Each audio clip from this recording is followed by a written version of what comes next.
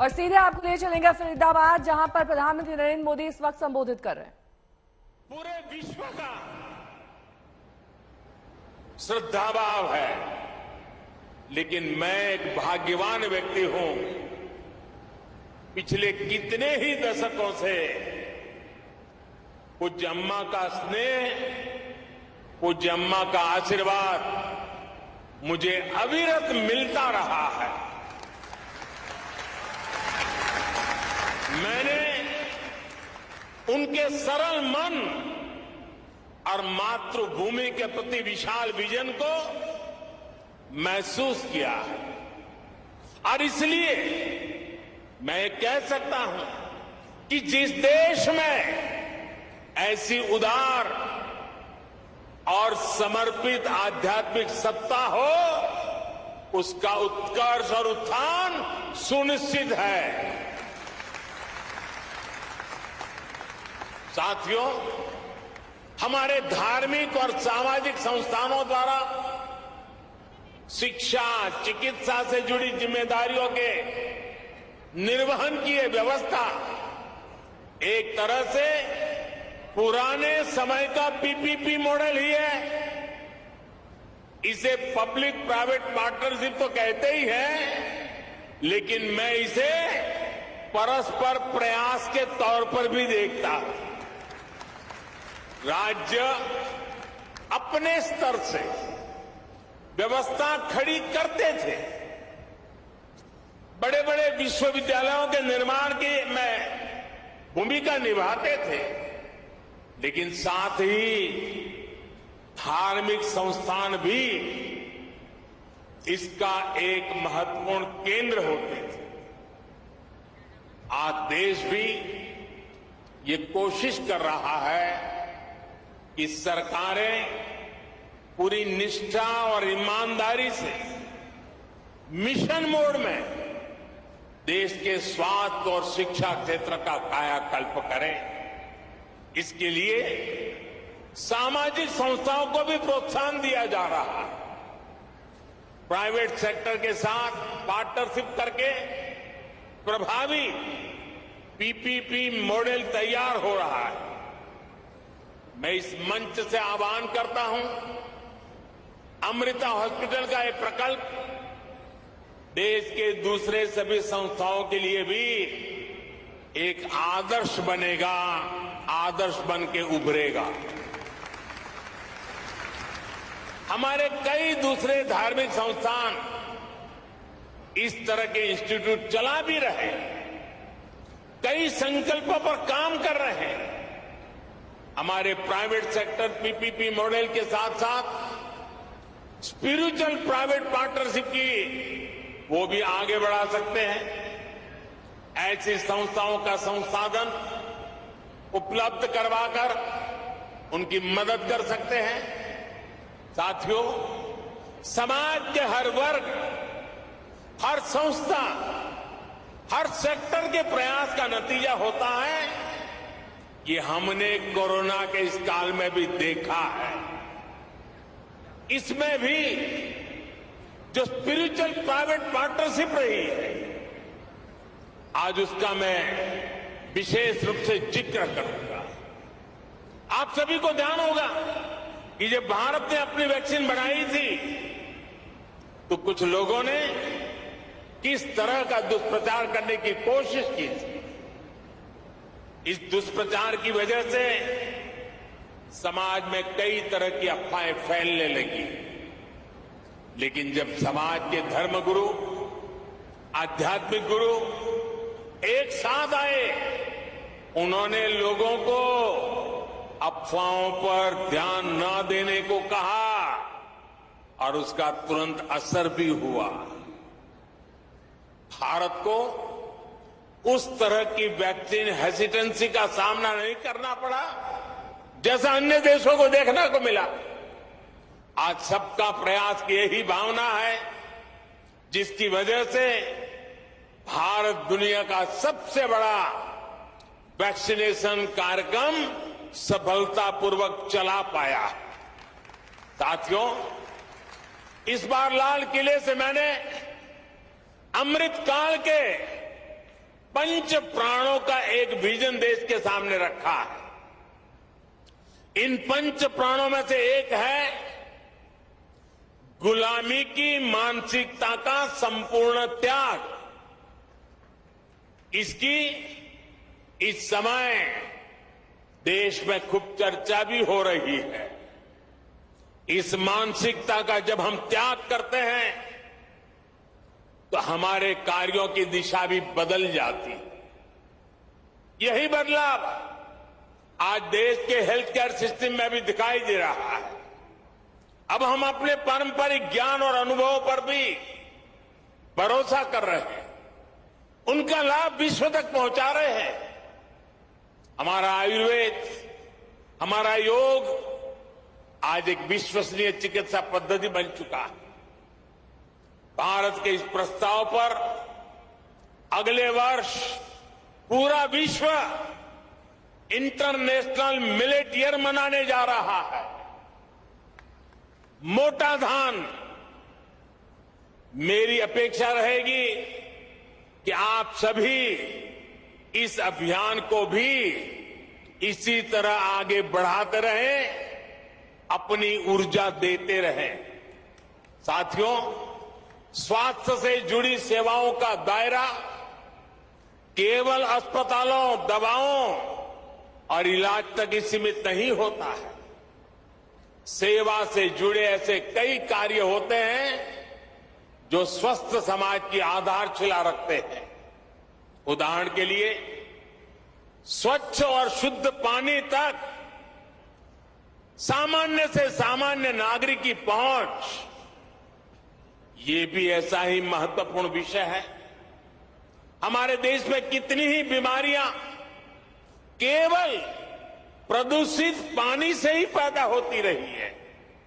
इसलिए देश ने 3 साल पहले जल जीवन मिशन जैसे देशव्यापी अभियान की शुरुआत की थी। इन 3 वर्षों में देश के 7 करोड़ नए ग्रामीण परिवारों को पाइप से पानी पहुंचाया जा चुका है। विशेष रूप से इस अभियान में हरियाणा सरकार ने भी प्रभावी कार्य किया है। मैं उसका भी विशेष रूप से जिक्र करना चाहता हूं। हरियाणा आज देश के उन अग्रणी राज्यों में है जहां घर घर पाइप से पानी की सुविधा से जुड़ चुका है। इसी तरह बेटी बचाओ बेटी पढ़ाओ में भी हरियाणा के लोगों ने बेहतरीन काम किया। फिटनेस और खेल, ये विषय तो हरियाणा की रगों में है, उसका हरियाणा की मिट्टी में है, यहां के संस्कारों में है। और तभी तो यहां के युवा खेल के मैदान में तिरंगे की शान बढ़ा रहे हैं। इसी गति से हमें देश के दूसरे राज्यों में भी कम समय में बड़े परिणाम हासिल कर रहे हैं। हमारे सामाजिक संगठन इसमें बहुत बड़ा योगदान दे सकते हैं। साथियों, सही विकास होता ही वो है जो सब तक पहुंचे, जिससे सबको लाभ हो। गंभीर बीमारी के इलाज को सबके लिए सुलभ कराने की ये भावना अमृता अस्पताल की भी है। मुझे विश्वास है कि सेवा भाव का आपका ये अमृत संकल्प हरियाणा के, दिल्ली एनसीआर के लाखों परिवारों को आयुष्मान बनाएगा। एक बार फिर पूज्य अम्मा के श्री चरणों में प्रणाम करते हुए, आप सबका हृदय से अभिनंदन करते हुए अनेक अनेक शुभकामनाएं। बहुत बहुत धन्यवाद।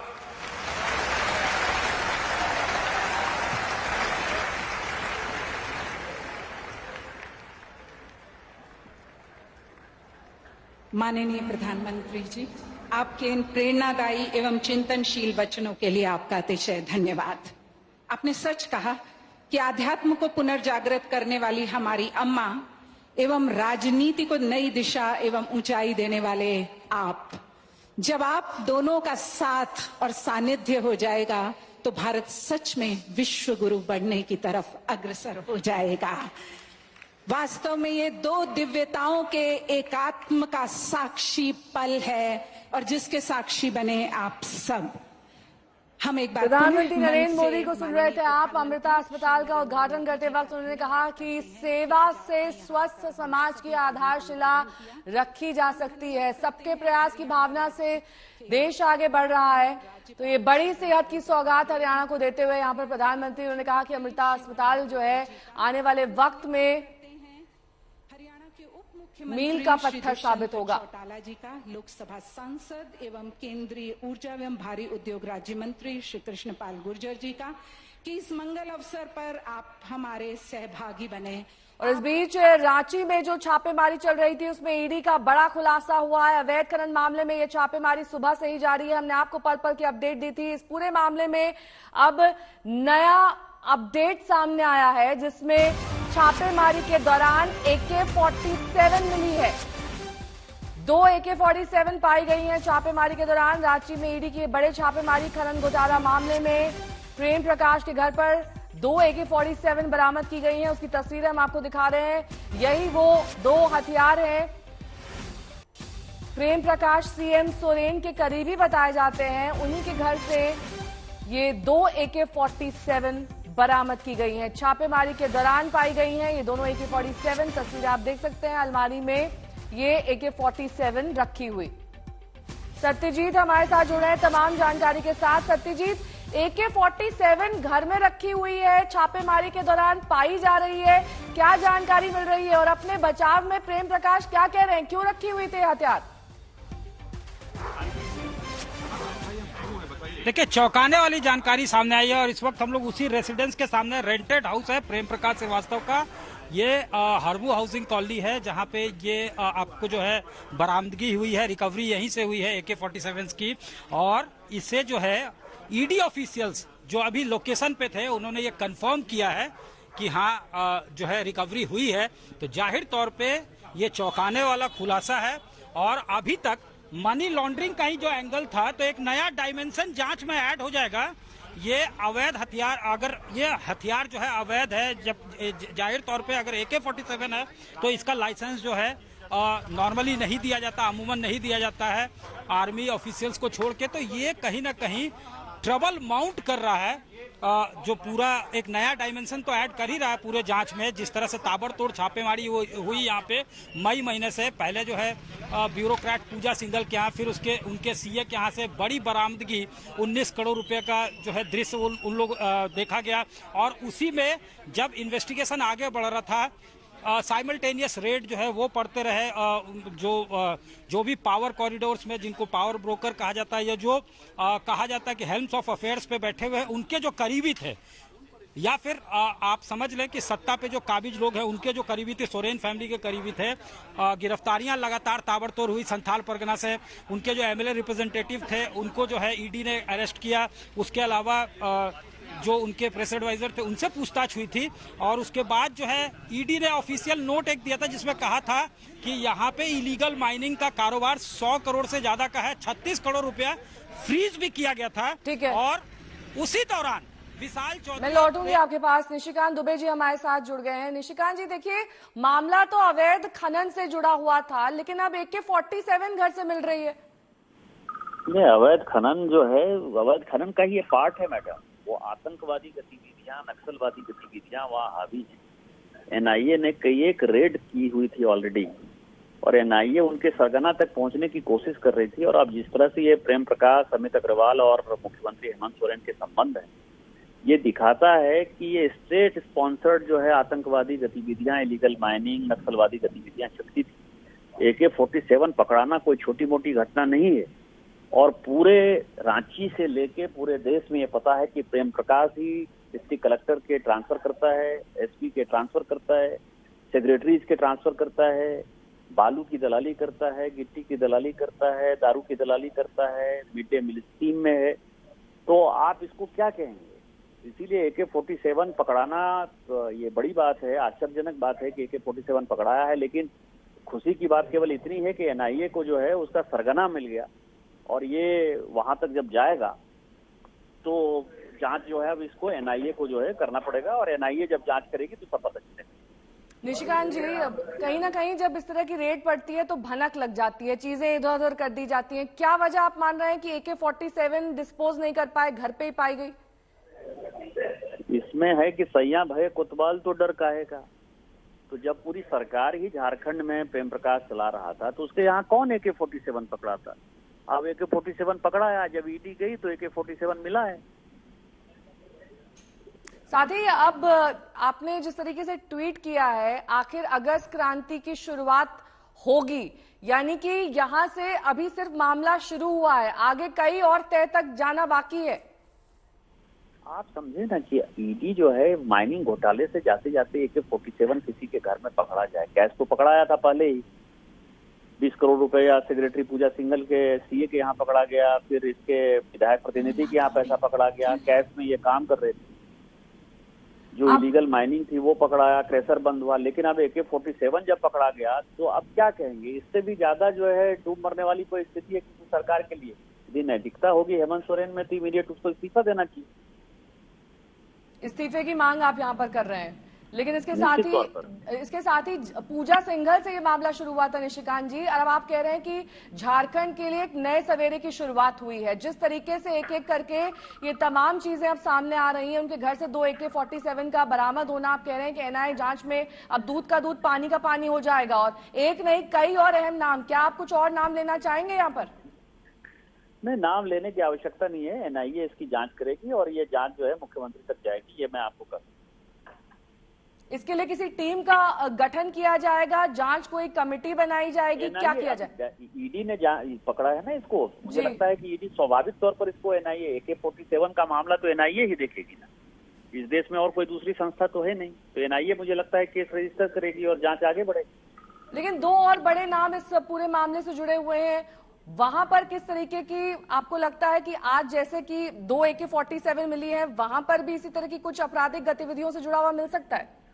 अरे नहीं, इनका आपराधिक इतिहास ही रहा है। जैसे पंकज मिश्रा है, उनके साथ जो है कि ये क्रिमिनल भागे हुए हैं। अभी दाऊद यादव है, आतंक है संथालपना का। बच्चा यादव अभी अरेस्ट हुआ है, आतंक है। ये तो गुंडों के साथ ही चल रहे हैं ना। गुंडा है, मारपीट है, हत्या है, लूट है, अपहरण है, बलात्कार है। यही तो इस सरकार का उद्देश्य है और इसी से ये सरकार चल रही है।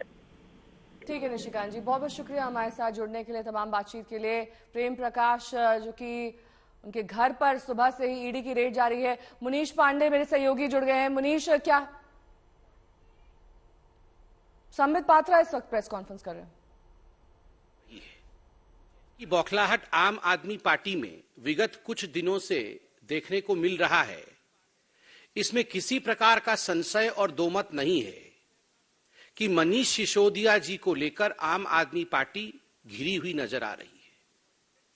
आम आदमी पार्टी चेष्टा कर रही है, कुचेष्टा कर रही है कि वो इधर उधर की बातें करें, किंतु जो मुद्दे की बात है कि मनीष सिसोदिया ने करोड़ों रुपए का घपला किया या नहीं किया, उस पर भारतीय जनता पार्टी जो सटीक और पॉइंटेड प्रश्न पूछ रही है, उसका उत्तर देने में असक्षम है आज आम आदमी पार्टी। शिक्षा के विषय में बात करते हैं, वर्ल्ड में कितने बड़े हीरो हो गए हैं उसके विषय में बात करते हैं, मगर जिन प्रश्नों को भारतीय जनता पार्टी ने पूछा है उसका जवाब आम आदमी पार्टी और मनीष सिसोदिया दे नहीं पा रहे हैं।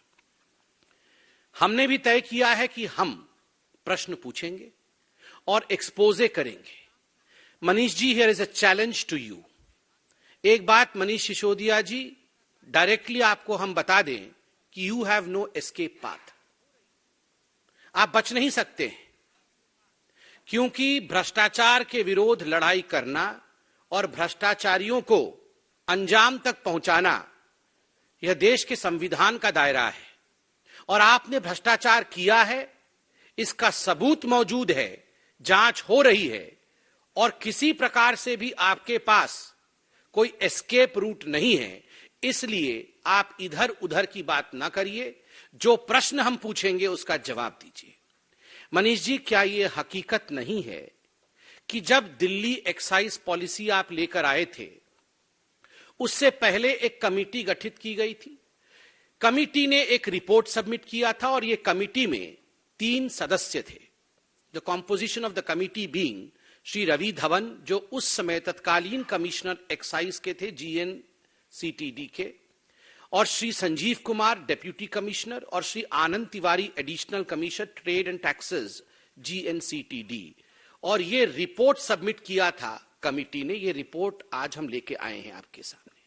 जैसे मैंने कहा, हम कोई इधर उधर की बातें नहीं करेंगे। रिपोर्ट में प्रपोजिशन क्या था, इस रिपोर्ट में बहुत अध्ययन करने के बाद ये जो कमिटी एक्सपर्ट्स की बनी थी, इस कमिटी ने क्या प्रस्ताव रखे थे और क्या मनीष सिसोदिया जी आपने उन प्रस्तावों को माने थे या उन प्रस्तावों को आपने दरकिनार किया था। आज सवाल जवाब उसी पे होगा। ये जो कमिटी थी, इस कमिटी ने मोटा मोटी मार्च 2021 के आसपास, मतलब 1 वर्ष पहले रिपोर्ट सबमिट किया। और इस रिपोर्ट में जो साधारण बात थी, जो मोटा मोटी बात थी, वो यह थी कि केजरीवाल सरकार, आपसे हम गुहार करते हैं, ये जो एक्साइज पॉलिसी आप लेकर आ रहे हैं, बेहतर होगा कि जो होलसेल का काम है, ये होलसेल का काम सरकार अपने पास रखे, इसे प्राइवेटाइज नहीं करे, क्योंकि उससे आप सबसे ज्यादा एक्साइज कमाएंगे और सबसे ज्यादा प्रॉफिट जो है वो राज्य सरकार को होगी। तो होलसेल किसी को मत दीजिएगा, किसी प्राइवेट एंटिटी को मत दीजिएगा। और दूसरा जो बड़ा रिकमेंडेशन, जो प्रस्ताव इस कमिटी ने दिया था, वो यह था कि जो रिटेल का काम है वो किसी बड़ी कंपनी को मत दीजिएगा, ये इंडिविजुअल्स को दीजिएगा और लॉटरी सिस्टम के माध्यम से दीजिएगा।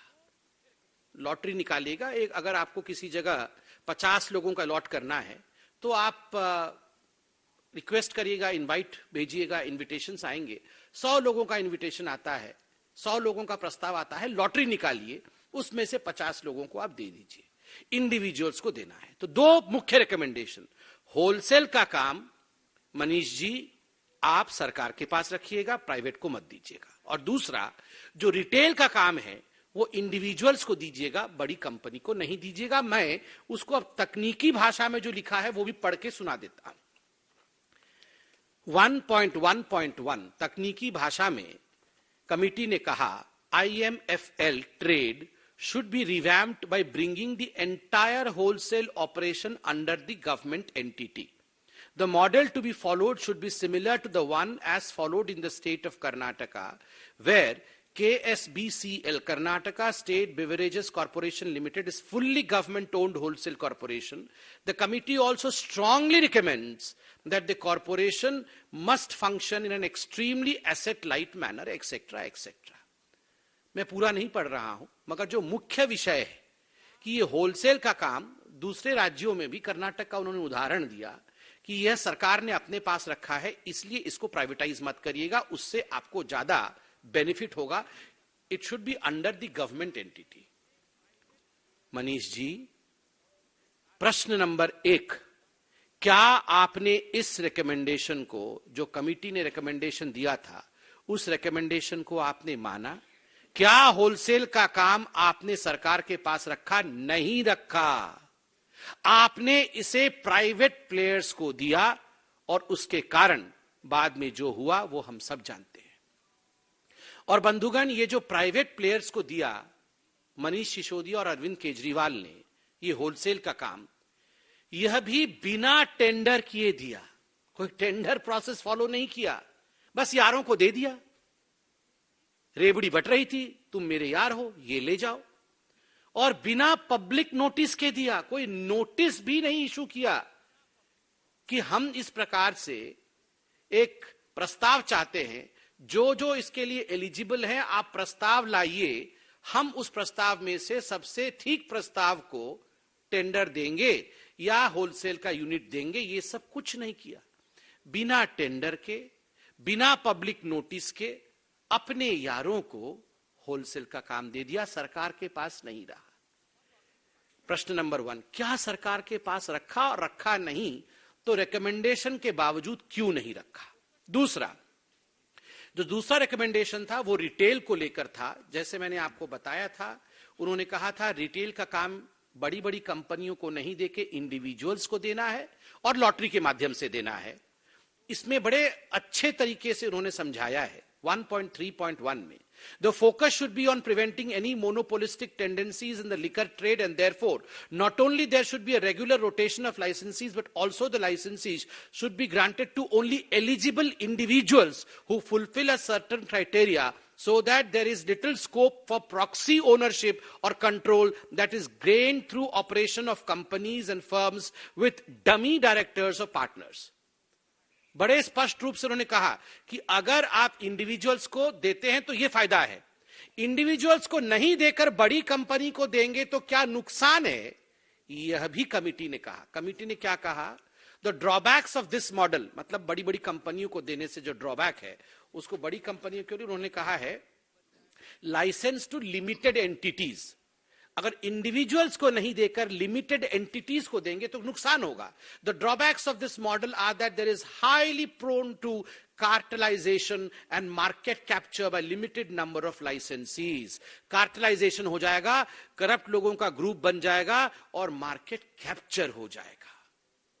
इतना रिकमेंडेशन, क्लियर कट रिकमेंडेशन, इसमें किसी प्रकार की कोई एम्बिग्विटी नहीं है मनीष सिसोदिया जी। उसके बावजूद आपने इन रिकमेंडेशंस को दरकिनार किया और आपने शराब माफिया को, जिन्होंने कार्टेल बनाया, उन कार्टेल कंपनियों को आपने दिया, उन बड़ी कंपनियों को आपने दिया जो और manufacturers are not allowed into retail.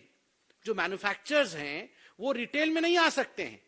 आपने कमीशन लेके मैन्युफैक्चरर्स जो थे उनको रिटेल में लेके आके इंडिविजुअल तो दूर मैन्युफैक्चरर्स को भी इन्वॉल्व कर दिया। और जो ब्लैक लिस्टेड कंपनियां थी उनको भी आप लेके आके इन्वॉल्व करते हैं। क्यों? क्योंकि मोटा माल मिला। पंजाब के चुनाव के समय मोटे माल की आवश्यकता थी। जिसने मोटा माल दिया, इस रिपोर्ट को दरकिनार करके मोटा माल जेब में और वेंड्स अर्थात जो दुकानें होती हैं, जो शराब की दुकानें होती हैं, वो कार्टेल के पास। आप सोचिए, ओपन एंड शट केस है जी, कोई लंबा चौड़ा केस नहीं है। आज एक छोटा सा बच्चा भी समझ जाएगा कि अरविंद केजरीवाल जी और उनकी कंपनी ने किस प्रकार का घोटाला किया है। इसमें बहुत कुछ समझाने की आवश्यकता नहीं।